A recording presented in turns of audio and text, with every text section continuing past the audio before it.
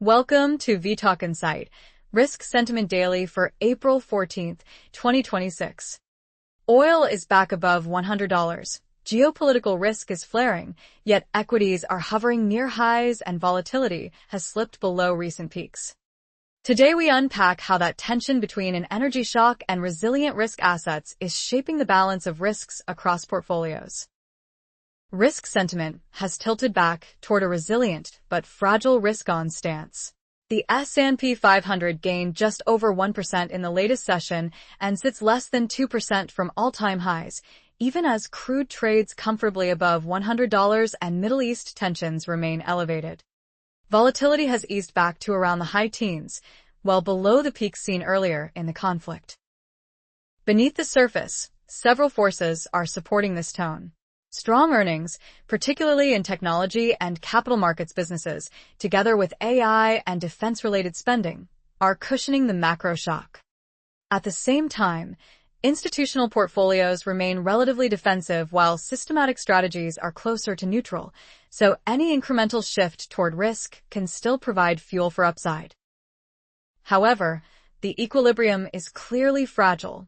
The planned U.S. naval blockade around Iranian ports, ongoing disruptions in the Strait of Hormuz, and a widening physical oil shortage are feeding an inflation shock that challenges central bank flexibility. Add to that mounting concerns around private credit liquidity and a high bar for bank earnings, and the result is a market that is willing to stay risk-on for now, but acutely sensitive to any further escalation or policy surprise. Robust earnings and AI growth remain a core pillar of today's constructive risk tone.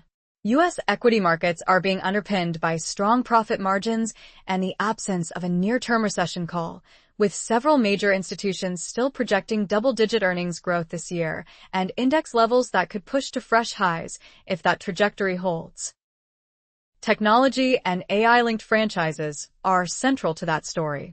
Chip makers and data center providers are outperforming as AI infrastructure spending accelerates, while a new partnership between a leading AI lab and a major cloud provider is driving incremental enterprise demand and diversifying revenue streams. Banks are also seeing benefits, with record equity trading revenue, an almost 90% jump in advisory fees, and expectations for roughly $18 billion of stock trading revenue across the big lenders this quarter. This earnings strength matters because it offers a buffer against geopolitical and energy shocks. Near-term results are only modestly affected by the Iran conflict, and Q1 numbers still reflect resilient demand in many service and tech segments. The risk, though, is that expectations are already high, as seen in the negative reaction to fixed income trading misses at one major bank, so any disappointment or evidence of margin squeeze from energy could quickly challenge this bullish driver. Equity resilience and supportive positioning are the second key bullish force. Global equities have rebounded strongly, with U.S. indices back at or near record levels and a notable risk-on rotation under the surface. Tech rose around 1.5%, small caps outpaced large caps, and energy names rallied on higher crude, while defensive sectors like consumer staples lagged. Credit markets are broadly echoing that tone. High-yield spreads have tightened meaningfully from the March wides, and recent corrections in equities have been framed as manageable, with volatility gauges retreating from prior spikes. Positioning adds another layer. Institutional investors remain defensively tilted, and systematic strategies are far from stretched, so rebuilding risk exposure can still provide incremental support to the tape. That resilience is not without caveats. More than half of the Russell 3000 is still down at least 20% from previous peaks, and a large share of earnings growth this quarter is concentrated in a handful of AI leaders, leaving the broader market more vulnerable if tech momentum stalls. Valuations in small caps have also not reached classic capitulation levels, suggesting there is room both for further upside if the macro holds and for sharper downside if shocks intensify. Energy, real assets, and defense spending form the third important bullish counterweight. Oil prices have surged more than 7%, with WTI around $104 and Brent just above $102, and expectations are firming that crude may stay in at least the 80s for some time as supply chains rewire. That backdrop is supporting energy producers and infrastructure owners, which are seeing stronger cash flows and renewed capital expenditure plans. Real estate and infrastructure with explicit inflation hedging features are also benefiting. Rising rents and higher regulated utility charges are translating into stronger income streams for these assets, making them relative winners in an environment of persistent price pressures. At the same time, investors are increasingly focusing on transportation and logistics assets that can command pricing power as global supply routes adjust. Defense spending is another supportive plank. Outlays are projected to roughly double from around $30 to $60 billion per month, acting as a significant fiscal impulse that supports industrial earnings even as the broader war backdrop dents confidence. Combined with the prospect of large European support packages being unlocked for Ukraine after political change in Hungary, this mix of higher energy revenues, real asset income, and defense demand is helping to offset some of the drag from the oil shock, even though it also reinforces the inflation problem. On the bearish side, the Middle East energy shock and blockades remain the dominant macro risk. The United States has moved to block maritime traffic in and out of Iranian ports, and a broader blockade of the Strait of Hormuz is being threatened, creating uncertainty around flows that, in the worst case, could affect up to 12 million barrels per day of global supply. The stress is already visible in physical markets. Shipping costs from the Gulf to Asia have jumped to around $18 per barrel, more than 10 times pre-war levels, and immediate delivery barrels in some regions are trading near $150, far above headline futures prices. European airports are starting to ration jet fuel, and a substantial number of ships are stranded as insurers step back from covering transit through the choke points.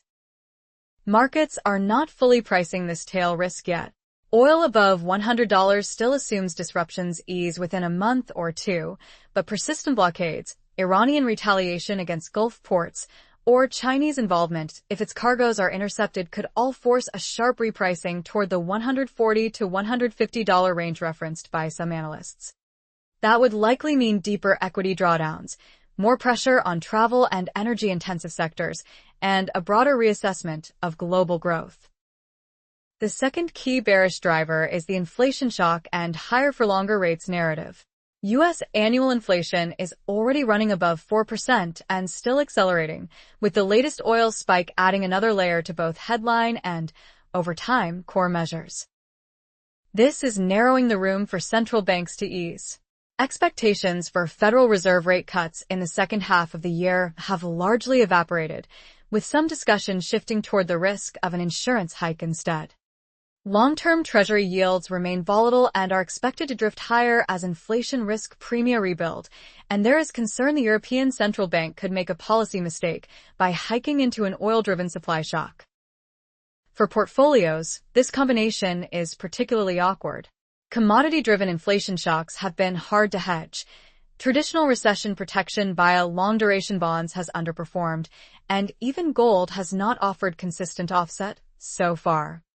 While long-run inflation expectations remain reasonably anchored and AI-driven productivity gains may help over time, the near-term risk skew is towards sticky inflation, higher real yields, and a stagflation-like mix that challenges both growth assets and classic defensive allocations.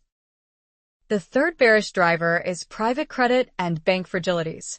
Private credit vehicles are facing mounting liquidity pressure, with some funds reportedly meeting redemption requests at only 10 to 50%, and defaults that hit records last year have not moderated as much as many expected.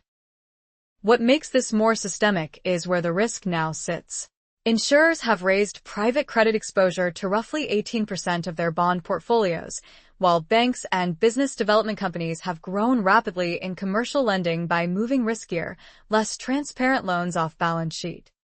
This leaves the financial system more exposed if economic conditions soften or if higher rates start to bite weaker borrowers. At the same time, bank earnings season comes with a high bar.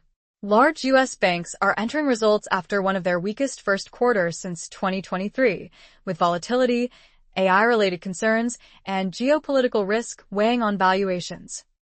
Even where equity trading and advisory revenues are strong, misses in fixed income trading and rising credit provisions have already triggered share price weakness, underscoring how little room there is for negative surprises around credit quality or funding conditions. To sum up, risk sentiment today is skewed toward a resilient but fragile risk-on stance, supported by robust earnings, AI-driven growth, and still supportive equity and credit positioning. Against that, a Middle East energy shock, an intensifying inflation and higher-for-longer rates narrative, and lingering fragilities in private credit and the banking system are all capable of flipping the tone quickly if they escalate.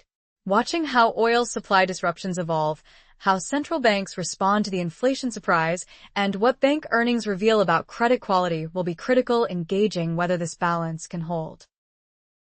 This video is for information only and is not investment advice. If you found this video useful, please like and subscribe to vTalkInsight.